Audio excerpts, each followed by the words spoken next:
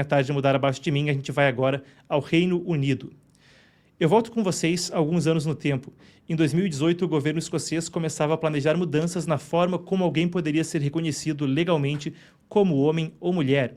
Esse projeto de lei que a gente tem aqui do lado, basicamente apresentado pelo governo em 2022, era parte de um esforço nesse sentido, que permitiria que adolescentes a partir dos 16 anos de idade conseguissem ser considerados pela lei de um sexo diferente do sexo biológico deles, sem necessidade de um diagnóstico médico.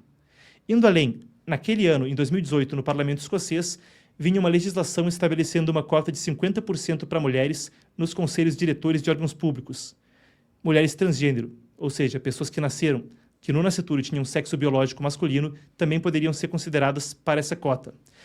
Isso mudou com o caso dessas 3 mulheres aqui do lado. Elas 3 são, então, ativistas que fundaram o movimento For Women Scotland, pelas mulheres Escócia, para opor essas iniciativas. Esse é um debate sobre cultura com alcance global, e hoje vem a notícia de que elas conquistaram uma vitória muito substantiva na luta delas, nesse ativismo delas. É o que vocês estão vendo aqui embaixo. A Suprema Corte do Reino Unido, a Escócia é parte do Reino Unido, claro, decidiu por unanimidade que os termos mulher e sexo, na Lei de Igualdade de 2010, que era a jurisprudência, se referem ao sexo biológico. Legalmente, agora, na Escócia, o termo mulher refere-se a alguém do sexo biológico feminino. Um debate, claro, muito polêmico e que divide opiniões. Essa é uma decisão histórica, porque contraria o entendimento do governo escocês e o que era a tendência geral em certas partes do Reino Unido, defendendo a inclusão de mulheres trans nessa definição. Com certificado de mudança de gênero, é um documento que eles têm no conceito legal de mulher. Segundo os magistrados da Suprema Corte, a gente tem a seguinte apuração. O sexo é binário, homem ou mulher, isso já está implícito na lei. Para eles, o sexo biológico é a base das proteções contra a discriminação. O juiz Patrick Hodge, ao anunciar a lei, disse que considerar o sexo legal e não o biológico criaria agrupamentos heterogêneos, e incoerentes. A gente tem aqui as imagens das mulheres, então, comemorando a disputa hoje mais cedo. Estamos rodando aí, então, por algumas das imagens na Suprema Corte do Reino Unido e pela Escócia, pelo Reino Unido, conforme havia comemorações após essa decisão ser emitida. Essa sentença basicamente encerra uma disputa judicial daquele movimento que a gente discutia no início da reportagem, iniciada lá atrás, em 2018, quando elas contestavam justamente essa questão da cota de 50% para mulheres, mas com transgêneros incluídos nessa definição. Isso é mais abrangente. Com esse novo entendimento, as mulheres trans poderão ser legalmente excluídas de espaços exclusivos para mulheres. Abrigos, clubes esportivos, vestiários, atendimento médico. Basicamente, isso vai se reservar a mulheres do sexo biológico. Elas poderão, então, legalmente ser excluídas desses espaços. Claro, para defensores de direitos das mulheres biológicas, a decisão representa um avanço. Ativistas trans criticam a medida. E vale dizer que a For Women Scotland frequentemente é descrita como uma organização feminista pelos direitos das mulheres, mas que entra num terreno espinhoso quando a gente fala de pauta ideológica progressista com a questão trans. O impacto deve ser grande. Uma lei anterior de 2004, por ali, previa que o certificado de gênero mudava o sexo da pessoa para todos os efeitos. Agora, esse não é mais o caso, a situação está pacificada. A gente acrescenta que o juiz da Suprema Corte, então o relator Hodge, afirmou que a decisão não deve ser vista como uma vitória de um lado. Ele reforçou que a proteção contra a discriminação de pessoas trans continua garantida em lei. Esse é um debate que já vem sendo mais amplo no Reino Unido e não é de agora. Eu quero mostrar para vocês o que vem aqui adiante. Isso é uma lei de 2023, então, que vem no Reino Unido, uma resolução do governo, que é uma atualização nos presídios, o que foi um ponto nevrálgico, uma coisa que também ajudou a mudar um pouco disso no sentimento público.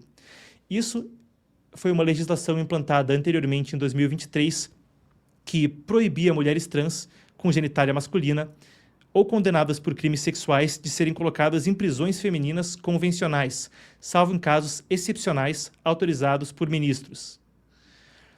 Isso vem porque houve uma onda de casos notórios de agressões sexuais cometidas, então, por prisioneiras trans, pessoas que tinham sexo biológico masculino, contra outras mulheres em presídios.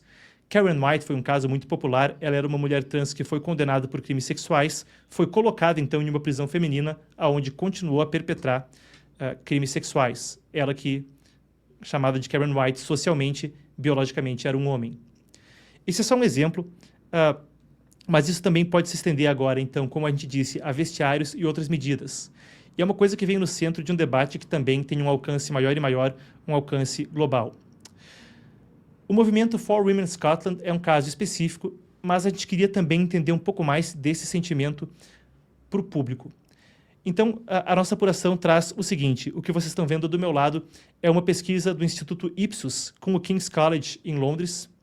Então, uma pesquisa que tenta entender um pouco melhor sobre guerra cultural, questão woke e uma série de questões. E eu quero explorar com vocês como a percepção desses termos tem mudado, o que também ajuda a gente a entender sob outra ótica, uma de uma mudança cultural mais ampla, essa decisão da Suprema Corte do Reino Unido. Então, o que ela mostra é que 54% dos britânicos acreditam que o país está dividido por guerras culturais, que é um número maior do que os 46% registrados em 2020. Vale acrescentar, a pesquisa vem por 2022, então isso também mostra esse debate em um momento mais cedo do que esse agora de 2025. Mas, de forma mais interessante, a gente vê termos como cultura woke, cultura do cancelamento, sendo mais e mais vistos como um insulto ao invés de um elogio. Uma coisa reveladora: no âmbito, enquanto esse processo ocorria na justiça, se viu o termo woke, uma pessoa considerada adepta da cultura woke, passar de ser mais visto como um elogio para ser mais visto como um insulto. Também foi levantado o papel da mídia nessa mudança. Em 2018, 6 reportagens usaram a expressão cultura do cancelamento e em 2021 foram mais de 3.600. E claro, isso se expande mais e mais. Como a gente dizia, isso é uma questão que passa em países pelo mundo. Vocês veem aqui ao meu lado imagens de protestos em Budapeste, na Hungria. A gente vai fazer um breve giro. Na Hungria, o Parlamento Europeu... na Hungria, o Parlamento... A gente estava falando da Ursula von der Leyen mais cedo, veio o Parlamento Europeu aqui.